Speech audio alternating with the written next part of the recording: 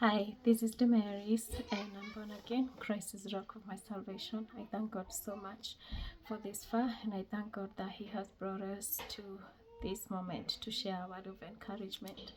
And my word today comes from the book of Exodus, chapter 1, and verse 11. From verse 11 says, "So they put slave masters over them to oppress them with forced labor, and they built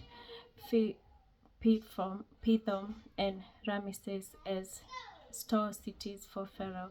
Now, the verse that I want to capture is, "But the more they were oppressed, the more they multiplied and spread. So Egyptians came to dread the Israelites and worked them ruthlessly. They made their lives bitter with hard labor in brick and mortar, and with all kinds of work in the fields, and in all their hard labor, the Egyptians used them ruthlessly." Praise God. So I'm not gonna read much, but what I wanted you to capture is that sometimes we get discouraged, and sometimes things happen in our lives it's the enemy orchestrating our downfalls, so that we get discouraged, so that we are so when they were put on forced labor, when they were put on on ruthless slave masters, when Pharaoh told them, or Pharaoh told them that they needed to, so he talked to the slave masters and told them, "Because these guys are increasing so much, I am afraid that if war breaks out, they will either join the enemies and fight against us and run away. So they will not stand with us, because we are not like them. The Egyptians are native in Egypt, but these others that became the Israelites were Hebrews." So he was afraid of the Hebrews, and this was Pharaoh. The Bible says, if you read from chapter 1, Pharaoh did not know, this particular king did not know or regard Joseph. He did not know about Joseph at all, so he didn't know the origin or the reason why these people came to be in this area. Because if you remember from the previous book in Genesis, Joseph is the one that went to Egypt, and then his brothers all came to Egypt because there was hunger in their land.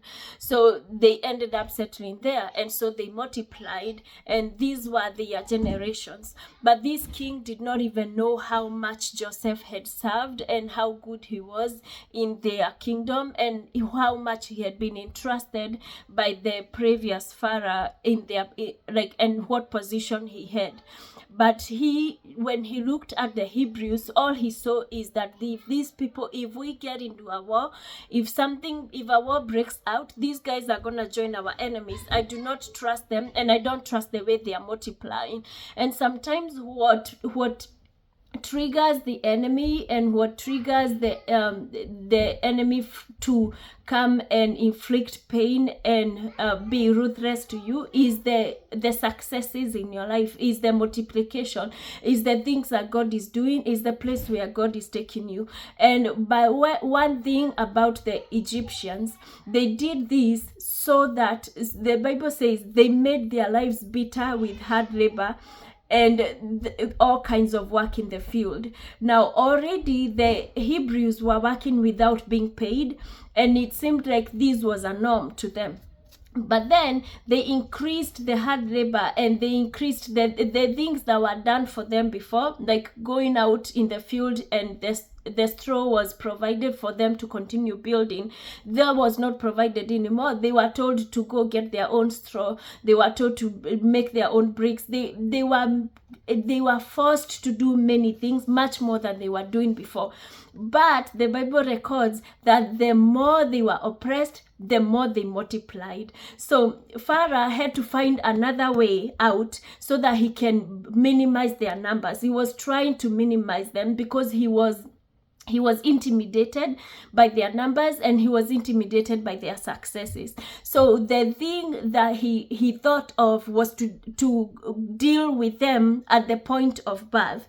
And any woman at the point of birth, I have 3, so I know any woman at the point of birth is very helpless, and whatever is being done around that woman is a lot of times they do not have power to say otherwise or to do otherwise. They don't have the physical power of their own, so they rely on the mercies of those around them. And so he went to the people that are at the very point of birth with the women, with the Hebrew women, and these two people were Shiphrah and Puah. And I tend to think, because the population of Egypt was, or of this kingdom was higher, maybe Shiphrah and Puah were the main midwives, but there might be other midwives under them, but these were the main midwives. So he called them, and initially, like with any other, the hierarchy of kingship, or the hierarchy of like the way information would be passed, would be that the king will talk to those around him, the ministers and everybody, and then the information is passed down.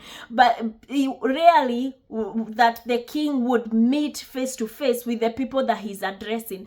Even when he's addressing these, even when he was dealing with the Egyptians about hard labor being increased, he's going to the slave masters. He's not going to the slaves themselves. So there might be other people that he would have gone to, probably the docket, in the docket of health or in the docket of new births. He would have gotten somebody else that is more closer to him to relay the information to the midwives. But he wanted the midwives to really get it, and he thought that probably he would intimidate the midwives, because these are two women, and these are people that don't have much of a say. These are people that don't meet him daily, so the only time that they get to meet him, they better do a good job of listening and doing what he has ordered. But Shiphrah and Puah were women that feared God. So in the next verse 15 says, the king of Egypt said to Hebrew midwives, whose names were Shiphrah and Puah, when you help the Hebrew women in childbirth and observe them in the delivery stool, if it is a boy, kill him, but if it is a girl, let her live. The midwives, however, feared God and did not do what the king of Egypt had told them to do. They let the boys live. Then the king of Egypt summoned the midwives and asked them, why have you done this? Why have you let the boys live? The midwives answered, Pharaoh, Hebrew women are not like Egyptian women. They are vigorous and give birth before the midwives arrive. Not before we arrive. That what makes me think that probably these were midwives that were head of the midwifery or department in the area or in the kingdom. So before the midwives under them arrive, or even before themselves they arrive, the Hebrew women have already given birth. But that was an answer. You see the way in the book of Isaiah 54 tells us that you shall have an answer for every tongue that raises against you. I think that this is what happened here, because when Pharaoh gives them orders, they did not say that they will not do it, but they probably went thinking and wondered, why should we do this evil thing? And we know God. These women feared God, and their fear of God surpassed their fear of Pharaoh. They knew that Pharaoh is able to do whatever he wants to do to them. He might even kill them if they do not obey his rules. They know that there might be consequences, and there must be consequences, because this king is really thinking hard, probably thought all night long of what to do with these people that are multiplying every day, and he does not want them to multiply. What to do with these people that he thinks or that he feels intimidated by. And because Pharaoh is intimidated by his own fears, he wants to bring out the same intimidation and make others fear him. And so he picks on Puah and Shiphrah because they happen to be the midwives or the main midwives. So he meets with them, which meeting with them should make them more even intimidated. But one thing about Puah and Shiphrah, they said, no, what happened is that these women, the Hebrew women, and this time it's like they are insulting the Egyptian women before the Egyptian king, because they are saying the Hebrew women are not like the Egyptian women. Before we get there, before we get to the delivery stool, they have already given birth. So they have already seen their baby. They know that the baby is alive. We cannot say that this is a stillbirth. At the point of birth is when you can tell a woman anything about their baby, and they might not have much evidence. They may not argue much, because at that point of birth and the position of birth in Egypt, they had 2 stools on side and side. So a woman would kind of like sit on both stools apart, and then one midwife would be in the front and one midwife would be at the back. The midwife at the back would be holding or supporting the woman so that the woman doesn't fall backwards. The midwife in the front would be holding and waiting for the baby as she supports the woman so that the baby does not fall down. So these women are saying that before they get to the Hebrew women are not like your women, you Pharaoh. They're not like your women. Your women, with the time they're giving birth, we have to get there and we have to really help them. But the Hebrew women, they are so sharp, they are so quick, they are so strong, they are so powerful that before we get there, they are already holding their baby. What is there to say? We cannot say that this was a stillbirth. We cannot say that the baby died. We cannot say that the baby came out looking this or that. We cannot say that the baby did not cry. We cannot say that the baby did not breathe. We cannot say that the baby cried, yes, but after crying, they passed on. We cannot give any excuses to killing their babies because they already are holding their babies before we get there. So this Pharaoh does not even see this. I wonder whether he sees this as an insult. Them comparing the Egyptians and Shiphrah and Puah put themselves, they were also Egyptians, I believe, but they put themselves in the place of even insulting themselves so that they stand by what God would do, or what God's will was. So the reason why they did not kill them is not because as midwives they had the heart to serve. It is also because they had a fear of God. And everything that we do, even on our jobs, even as we serve, as we work, maybe you're a nurse, maybe you're a caregiver, maybe you're a civil servant, whatever you do you have the fear of God in your heart? That even whatever sort of intimidation may come from higher hierarchies, you're able to deal with it in a way that pleases God, with putting the fear of God first. Because the fear of God is the beginning of wisdom. So he will give us the answers to everything that puts his authority down. If we put his authority up, if we learn to value more the fear of God and to let the fear of God lead us and to listen more to what God is saying than what any other man is saying, if we let every other man be a liar and God be true, then we are going to rely on what he is saying regardless of what everybody else is saying. When everyone else is saying this is not working, if God says I meant for it to work, we will work on it and we will make sure that it works. If God says you are encouraged by him, if God says that you are a royal priesthood, if God calls you his own, if God says you are mine, whatever the enemy might bring, whatever cards he might throw to intimidate you, those will be invalids because you already know who you are. The Shiphrah and Puah knew that they were not murderers. They knew that they are women that have been given that position by God to help other women bring forth life. And so they cannot kill that life. They cannot disregard that life. Even if the king himself disregards life. Even if the king thinks that these babies should not survive.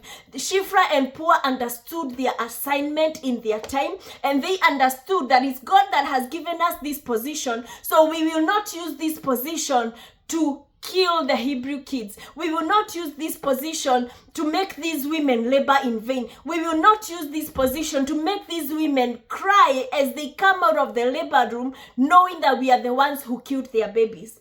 God better deal with them a different way, but it's not going to be through us.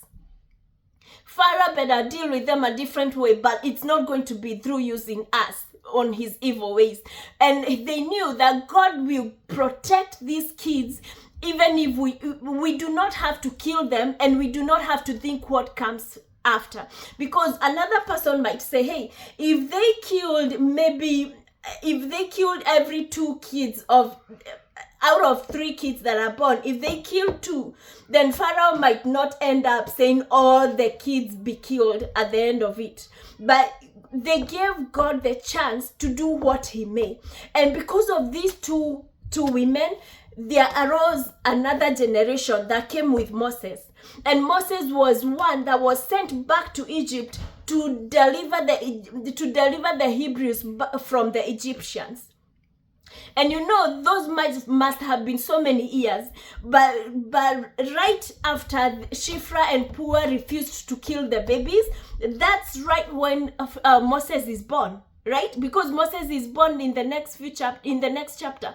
And when Moses is born, he grows in the kingship. He grows under the king. He grows in the loyal family. But he knows that he's not loyalty. He knows that he's not one of them. So God uses him to come back and save the Hebrews from the hands of the Egyptians.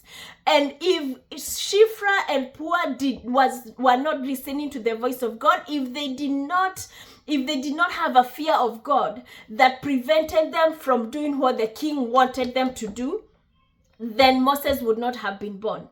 I don't know what you're passing through right now. I don't know what feels like you are being oppressed even more. But let me tell you, as long as you're in the side of God, the more you are oppressed, the more hard labor is introduced, the harder the things are coming your way. As long as you're in the ways of God, the more you will continue to multiply, the more you will continue to increase. Your increment might not be seen in the physical eyes, but you're storing increment. You're storing increase. And when the stored increase comes into the physical, it will be just an illustration of what is in the spiritual. So don't be discouraged. Don't be dismayed. Don't look around you and look at yourself and wonder, what is my value? Shiphrah and Puah were basically just like any other midwives, and they did not have much, but God increased them just because they saved these children, because they did what they were supposed to do anyway, but they did it diligently. They did it with the fear of God within them.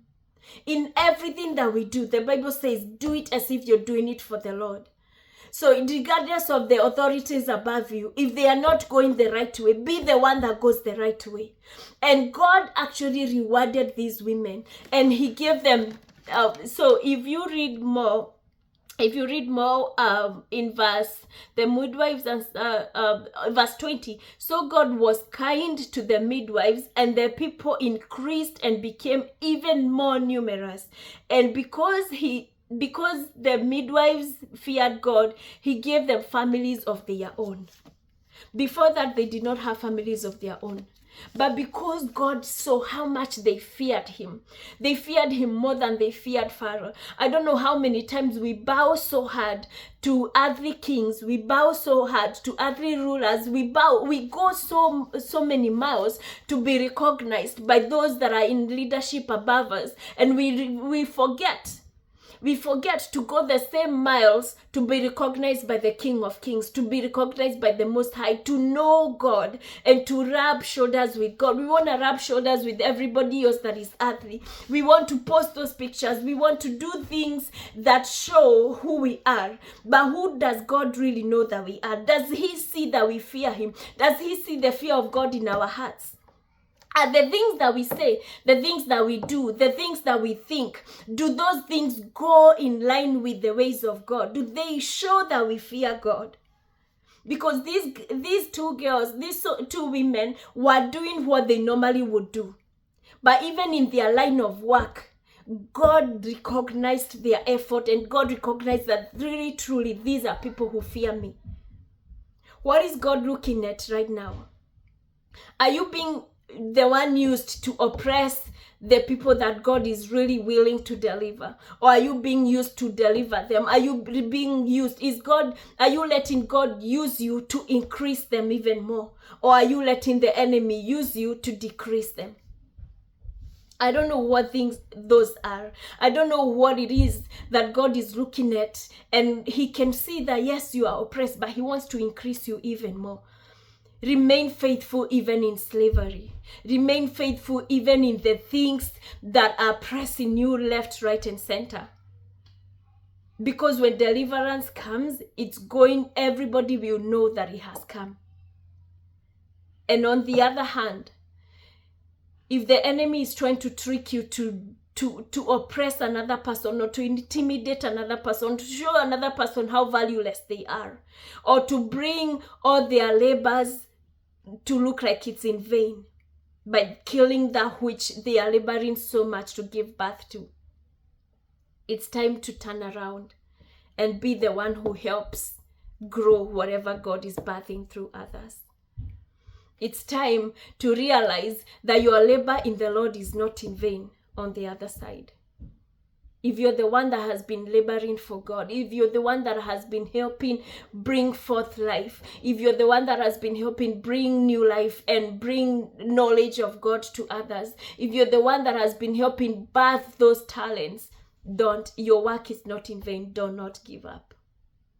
And God sees and rewards faithfulness. God sees and rewards the fear of the Lord in our hearts. Not the fear that makes us tremble and afraid, like if I see a snake, I will be so afraid. No, the fear that is reverence and awe to God, that surpasses, like, I cannot do anything because I know I cannot do anything wrong. I cannot listen to something that and do it because I know that this is against the will of God. I will listen to that which is in line to the will of God, and I want to do that which is in line with the will of God, regardless of who is saying it. I will not do that which is not in the will of God, regardless of who is directing me, because I have a fear of God. I have reverence for God.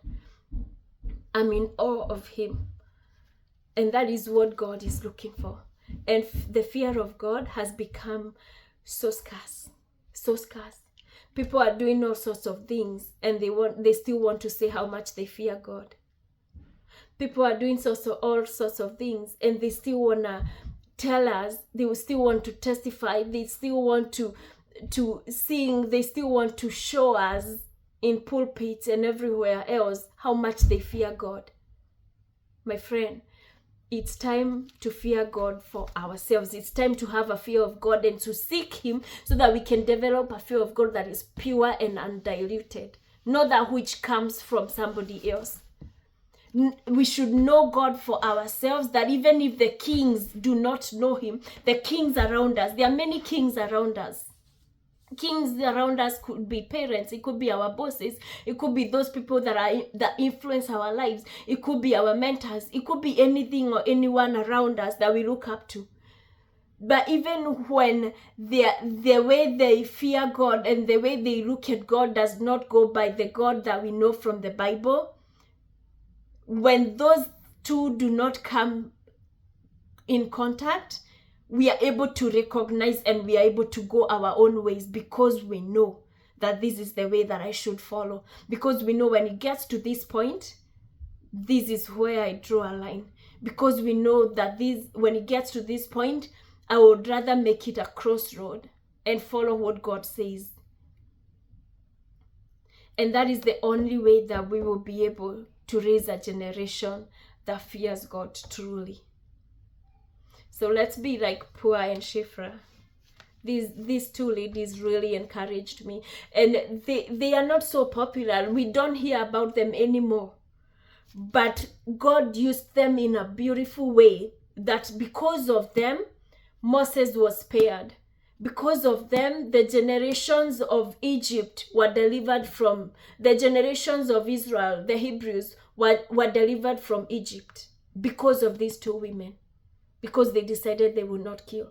If they did an effective job in killing, as how Pharaoh had presumed it or had, seen it in his mind, if they did a thorough job like Pharaoh had said, kill all the boys, then Moses would have been killed. There would not have been a reason for Pharaoh to think about another option.